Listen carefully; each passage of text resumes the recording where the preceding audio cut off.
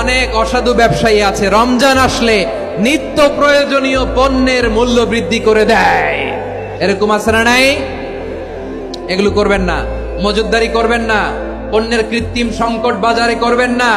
আপনি লাখ টাকা কামায়া ভাবছেন যে রোজাদারদের কষ্ট দিয়ে ধনী হবেন, এমন রোগ আল্লাহ আপনারে দিবে, কোটি টাকা দিয়েও আপনি হাসপাতালের বিল পরিশোধ করার ক্ষমতা আপনার হবে না। খবরদার। আর শেষ বয়সে দেখবেন কি কষ্ট আপনার হয়। আপনি রোজাদারদের কষ্ট দিচ্ছেন, আল্লাহ আপনার সুখে রাখবে? আল্লাহর দোহাই লাগে আমার ব্যবসায়ী ভাইয়েরা এটা করবেন না। আরব বিশ্বে আমরা দেখেছি, আরব বিশ্বের ব্যবসায়ীরা সারা বছরে ব্যবসা করে, রমজানে ভর্তুকি দেয়। আর আমার দেশের কিছু অসাধু ব্যবসায়ী রমজানে গলাকাটা ব্যবসা করে আর সারা বছর সইটার উপর দিয়ে চলে। চিল্লায় বলেন ঠিক কিনা? করবেন না, এটা করবেন না। নিত্য প্রয়োজনীয় পণ্যের মূল্য বৃদ্ধি করা হারাম, পণ্যের কৃত্রিম সংকট তৈরি করা হারাম, মজুতদারি করা হারাম, রোজাদারদেরকে কষ্ট দেয়া হারাম। এটা করবেন না।